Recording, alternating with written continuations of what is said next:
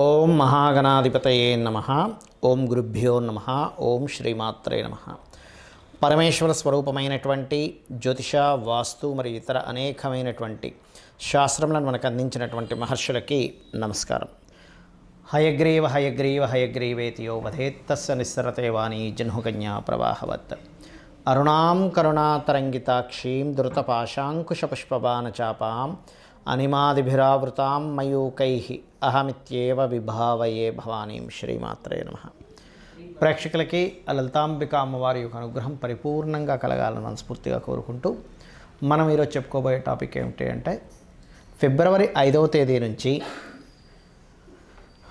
మే 15వ తేదీ వరకు ఇప్పుడు ప్రస్తుతం గురువు వక్రించున్నాడు. ఆ వక్రగతి పోయి అతను రుజుమార్గంలోకి రావడం జరుగుతుంది, అంటే స్ట్రైట్ అవుతాడు. మరి ఈ స్ట్రైట్ అయినటువంటి గురువు ఎటువంటి ఫలితాలు ఇస్తాడు? ద్వాదశ లగ్నాల వారికి, లగ్నం తెలియని వారి రాశి వారికి మంచి ఫలితాలు ఏమిటి, తీసుకోవాల్సిన జాగ్రత్తలు ఏమిటి, చేసుకోవాల్సిన పరిహార మార్గాలు ఏమిటి అనేటువంటి విషయాలు మనం ఒక్కొక్క లగ్నరీత్యా తెలుసుకుందాము. అయితే ఈ విషయాలు చెప్తుంది నేనైనప్పటికీ కూడా చెప్పిస్తుంది సాక్షాత్ లలిత అమ్మవారిగా భావిస్తూ, తులాలగ్నము, తులారాశి, తులవారి కనుక చూసుకున్నట్లయితే మీకు అష్టమ స్థానంలో గురువు యొక్క సంచారము. చాలామంది ఏమనుకుంటారంటే గురుబలం లేదనుకుంటారు. అది అన్నిటికీ కాదు, గుర్తుపెట్టుకోండి. అష్టమ స్థానంలో గురువు ఉన్నాడు అంటే రెండవ స్థానానికి గురుబలాన్ని ఇస్తాడు. అంటే ధనము, కుటుంబము, ఈ యొక్క విషయాల్లో అభివృద్ధి ఖచ్చితంగా ఉంటుంది, అందులో ఎటువంటి సందేహం లేదు. మరి అష్టమంలో ఉన్నాడు కదా, ఏమిటి అంటే ఇక్కడ వాహనం మీద వెళ్ళేటప్పుడు జాగ్రత్తగా ఉండాలనేటువంటి సూచిస్తుంది. వాహనం మీద వెళ్ళేటప్పుడు, రీసెర్చెస్ చేసేటప్పుడు, అంటే ల్యాబ్స్లో రీసెర్చెస్ చేస్తుంటారు, అటువంటి విషయాల్లోని, లేదా తాతగారి ఆస్తికి సంబంధించినటువంటి విషయంలో తెలియని కొన్ని మిస్అండర్స్టాండింగ్స్, మిస్కమ్యూనికేషన్స్ జరగడం, ఎవరో ఏదో కేసు వేయడం, లేకపోతే దాని గురించి తిరగడం, ఇట్లాంటివి ఎక్కువగా జరుగుతుంటాయి అష్టమ స్థానంలో గురువు సంచరించేటప్పుడు. అందుకని అటువంటివి ఏమైనా ఏర్పడతాయన్నప్పుడు కొంత జాగ్రత్తగా ఉండండి. అలాగే మరొక విషయం ఏంటంటే, మీ యొక్క జీవిత భాగస్వామికి ఇన్సూరెన్సెస్ మూలంగా కలిసి వచ్చేవి రావడం జరుగుతుంది. అదేవిధంగా మీ యొక్క సంతానానికి ఉద్యోగం కోసం చేసే ప్రయత్నం ఫలిస్తుంది అనేటువంటి చాలా బలంగా ఉన్నాయి. అయితే ఎప్పటి నుంచో రావాల్సిన ధనం రావడం ఈ గురువు యొక్క దృష్టి వల్ల కలుగుతుంది. అయితే ఇక్కడ 12లో కేతు ఉన్నందుకు, మీకు ఈ తులాలగ్నం వారికి పంచమ స్థానంలో శని ఉన్నందుకు పర్టికులర్గా ఏంటంటే, తీసుకునే నిర్ణయాల విషయాల్లో చాలా కేర్గా తీసుకోండి. తొందరపాటు నిర్ణయాలు అనేవి అస్సలు పనికిరావు. అదేవిధంగా ఇన్వెస్ట్మెంట్స్ ప్లేస్లో కూడా కేతు ఉన్నాడు కాబట్టి ఎటువంటి ఇన్వెస్ట్మెంట్ చేస్తున్నా ఒక్కసారి గణపతిని తలుచుకుంటూ ఇన్వెస్ట్మెంట్ చేయండి, మీకు అన్ని విధాలా బాగుంటుంది. అయితే మీరు నిత్యము ఆరాధించాల్సినటువంటి దేవతా స్వరూపం ఎవరు? ఏదైనా రీసెర్చెస్లో మీకు బాగోదని చెప్పాము. రీసెర్చెస్ చేసేటప్పుడు, రీసెర్చ్ రిలేటెడ్ సంబంధించి చేసేటప్పుడు కొంచెం జాగ్రత్తగా ఉండాలని చెప్పాను కదా. ఆ టైంలో కొంతవరకు దిగంబర శ్రీపాదవల్లభ దిగంబర లేనట్లయితే జయ గురుదత్త, శ్రీ గురుదత్త అనే నామస్మరణ మంచిది. మరియు ముఖ్యంగా ఈ తులాలగ్నం లేదా తులారాశి వారికి కాళికా అమ్మవారి యొక్క ఆరాధన చేయడం అన్ని విధాలా ఉత్తమం. అది కాకుండా ఇప్పుడు కొంచెం పంచమ స్థానంలో శని ఉన్నందుకు నిర్ణయాలు తీసుకునేటువంటి విషయంలో చాలా ఆలస్యం చేస్తూ ఉంటారు. ఈ ఆలస్యము చేయకుండా ఉన్నట్లయితే బాగుంటుంది. అయితే ఇక్కడ ఏమవుతుందంటే, ఈ రెండవ స్థానం మీద శని దృష్టి, గురు దృష్టి రెండూ ఉన్నాయి. అంటే రెండు మేజర్ ప్లానెట్స్ యొక్క దృష్టి ఉన్నప్పుడు ఫైనాన్షియల్గా గ్రోత్ ఉంటుంది అని దాని యొక్క అర్థం. కాబట్టి చేయండి, అన్ని విధాలా మీకు బాగుంటుంది. గురుగ్రహం యొక్క బలము ఎంత బాగుంటే జీవులు అంత బాగుంటారు, గుర్తుపెట్టుకోండి. అంటే మనం జన్మజాతకంలో గురువు బాగున్నాడు, ఎన్ని కష్ట నష్టాలు వచ్చినా, ఎన్ని ఒడిదుడుకులు వచ్చినా లైఫ్లో ఖచ్చితంగా వాళ్ళ లైఫ్ సాఫీగా వెళ్ళిపోతూ ఉంటుంది. అయితే ఇక్కడ గురువు బాగుండడం అంటే ఏమిటనే విషయం మనం తెలుసుకోవాలి. ఇక్కడ రెండు రకాలుగా ఉంటుంది. ఒకటి మీ జన్మజాతకంలో గురువు బాగుండడం, రెండవది గోచారంలో గురుగ్రహం యొక్క స్థితి బాగుండడం. చాలామందికి ఈ తేడా తెలియక గురువు మాకు అనుకూలంగా ఉన్నాడా లేడా అని చెప్పి చాలామంది అడుగుతుంటారు నాకు. ఇక్కడ నేను మీకు ఒక క్లారిటీ ఇస్తాను. మీ పర్సనల్ చార్ట్లో కనుక గురువర్గ లగ్నాలు అంటారు. గురువర్గ లగ్నాలు, శనివర్గ లగ్నాలు అని రెండు ఉంటాయి. ఏమిటి ఆ గురువర్గ లగ్నాలు? మేషము, కర్కాటకము, సింహము, వృశ్చికము, ధనస్సు, మీనం గురువర్గ లగ్నాలు. ఈ లగ్నానికి గురువు శుభుడు ఎక్కడ ఉంటే అక్కడ నుంచి ఏ భావాలను చూస్తున్నాడో ఆ భావాల్ని యాక్టివ్ చేస్తాడు. అది కూడా బాగుండాలి.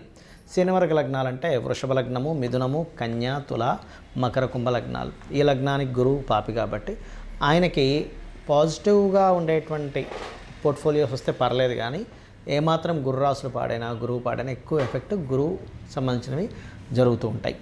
అయితే ఇక్కడ నెగిటివ్, ఇక్కడ గురువర్గ లగ్నాలైనా శనివర్గ లగ్నాలకైనా ముఖ్యంగా కావాల్సింది ఏంటంటే గురుబలము. అది మీరు ఏదైనా ఒక పని చేసేటప్పుడు చూడండి, మనకి వివాహం అవ్వట్లేదండి అన్నప్పుడు గురుబలం లేదు కదా అంటారు, సంతానం కలగట్లేదు గురుబలం లేదు కదా అంటారు, చదవట్లేదు గురుబలం లేదు కదా అంటారు. అంటే ఏమిటి, ఆ పర్టికులర్ భావానికి గురుబలం లేకపోవడం వల్ల వాళ్ళు దాన్ని పొందలేకపోతున్నారు. గురువు అనేటువంటి జన్మజాతకంలో మనకి సైంటిఫిక్గా తీసుకున్నా జాతకపరంగా తీసుకున్నా గురుత్వాకర్షణ శక్తి అంటారు. మన భూమి మీదకి ఎర్త్కి ఏదైనా సరే ఒక శకలం లాంటిది ఏదైనా వస్తున్నా గురుత్వాకర్షణ శక్తి దాని వైపు లాగేసుకుంటుంది.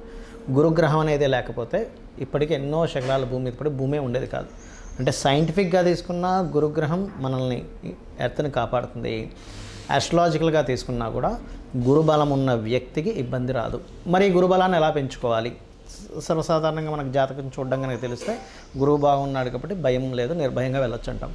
అదే గురువు బాగోలేడు లేదా జాతకమే తెలియదు, అప్పుడు ఎలాగా అంటే దీనికి శాస్త్రంలో ఒక అద్భుతమైనటువంటి విషయాన్ని చెప్పారు. ఏమిటది అంటే చాలా రకాలు చెప్పారు. నేను మీకు వీలైనంత మటుకు నేను మీకు చెప్తాను. మీకు ఉండేటువంటి వీలును బట్టి, మీకు ఉండేటువంటి పరిసరాలను బట్టి, మీకు ఉండేటువంటి స్తోమతను బట్టి మీరు చేసుకోండి. ఒకటి, గురుబలం పెరగాలి అంటే గురుసేవ చేయాలి. గురుసేవ చేయడం ఒకటి గురుబలం పెరగడానికి. లేదంటే మాకు ఎవరు గురువులు లేరు, ఎలాగా? చక్కగా మీరు గంధము ఇంట్లో పూజ చేసేటప్పుడు చక్కగా గంధపు చెక్క ఉంటుంది, గంధం అరగబా అనేటువంటిది ఉంది. చక్కగా గంధం తీసి చక్కగా మీరు పుష్పముతో గంధాన్ని అమ్మవారికి కావచ్చు, మీ ఇష్టదైవం ఎవరైనా సరే గంధంతో ఆ యొక్క మూర్తిని ఆరాధించండి. గంధంతో చేయండి. గంధంతో కనుక మీరు పూజ చేశారంటే కలిగే ఫలితం ఏమిటి? గంధం ద్వారా పుణ్యము వస్తుంది అని చెప్తుంది శాస్త్రం. పుణ్యం వచ్చినటువంటిది ఆ పుణ్యం ఏం చేస్తుంది అంటే మీ పాపమును దగ్ధం చేస్తుంది. మీరు ఏదైతే సంకల్పం అనుకుంటారో ఆ సంకల్పం నెరవేర్చేలా చేస్తుంది. అది ముఖ్యంగా. ఇక రెండవది ఏమంటే, మేమున్న దగ్గర మాకు గోవులు బాగా ఉన్నాయి, దీని గురించి ఏమైనా రెమెడీ చెప్తారా అంటే, అరటికాయలు ఉంటాయి. అరటి పళ్ళు కాదు, బాగా అర్థం చేసుకుంటే పచ్చి అరటికాయలు మనం కట్ చేసుకుని కూరలు అది వండుకుంటాం. అరటికాయల్ని గోవులకు తినిపించండి. అది కూడా గురువారం నాడు. దగ్గరలో ఆలయాలు ఏదైనా ఉన్నట్లయితే గంధాన్ని దానంగా ఇవ్వండి. ఆలయంలో దేవతామూర్తులకు వాడుకోవడానికి, లేదా పసుపుని దానంగా ఇచ్చినా కొంతవరకు ఉంటుంది. ఇంకా ఎక్కువ తీవ్రంగా ఇబ్బంది ఉందన్నప్పుడు గంధపు నీటితో శివుడికి అభిషేకం చేయొచ్చు. దక్షిణామూర్తి యొక్క స్తోత్ర పఠనం కనుక విన్నట్లయితే గురుబలం పెరుగుతుంది. మరి గురుబలం పెరిగితే ఎన్ని లాభాలు ఉంటాయి? 1-2 కాదు, గుర్తుపెట్టుకోండి. చాలామంది ఇబ్బంది పడుతుంటారు చూసారు, మాకు బ్యాలెన్స్ లేదండి, బ్యాంక్ బ్యాలెన్స్ లేదు, రూపాయి బ్యాంకులో ఎప్పుడు ఉండదని. గురుబలం కనుక మీకు ఉందంటే 100% బ్యాంక్ బ్యాలెన్స్ ఉంటుంది, గుర్తుపెట్టుకోండి. మూలధనానికి దాచుకునే ధనానికి కారకుడు గురువు. ఇక రెండవది, ఆపద వచ్చినట్టే ఇంక మనకి ఇంకేమైంది, అయిపోయింది, ఇంక మన జీవితం అయిపోయింది అనుకున్న స్టేజ్ దాకా వచ్చినా సరే మళ్ళీ అలాగ పక్కన తీసి పరమాత్మ మిమ్మల్ని కాపాడినట్టుగా మీ లైఫ్లో మిరాకిల్స్ చూస్తారు గురుబలం పెరిగినట్లయితే. ఇక మూడవది ఏంటంటే, ఏ ప్రయత్నం చేస్తున్నా సరే మీ ప్రయత్నం కొంత అయితే గురుబలం తోడైనప్పుడు మీ యొక్క ప్రయత్నాలు 100% ఫలకృతం అవుతాయి. అయితే ఇక్కడ చాలామందికి తెలియక గురుబలం లేదండి అందుకే నేను కనకపు శిరాగం పెట్టేసుకున్నాను అంటారు. అది చాలా పెద్ద మిస్టేక్. ఎందుకంటే మీ జన్మజాతకంలో గురువు బాగున్నాడు అనుకోండి, 100% మీరు పెట్టుకోవడంలో ఎటువంటి అభ్యంతరం లేదు. హ్యాపీగా మీరు ధరించవచ్చు. కుడి చేయి చూపుడు వేలికి, జెంట్స్ అయితే, లేడీస్ అయితే ఎడం చేయి చూపుడు వేలికి ధరించాలి. అలా కాకుండా మీ జన్మజాతకంలో గురుగ్రహం బాగు ధరిస్తే రివర్స్ ఫలితాలు వస్తాయి. కాబట్టి అప్పుడు ధరించడం కాదు, మీరు చేయవలసింది ఏమిటంటే దానం ఇవ్వడం, శనగలు దానంగా ఇవ్వడం, గోసేవ చేయడం, గురువులకి ఏదైనా వస్త్రాలు కానీ ఇట్లాంటివి దానంగా ఇవ్వడం, దక్షిణామూర్తి స్తోత్రం చదవడం, ఇవి ఎక్కువగా చేయాలి. ఇవి మీరు చేశారు. నేను ఇప్పుడు చెప్పినటువంటిది మీరు ఏది పాటించినా భక్తి శ్రద్ధలతో 100% మీకు గురువు అనుగ్రహం కలుగుతుంది. మీ జీవితం అద్భుతంగా సాగుతుంది. శ్రీమాత్రే నమః.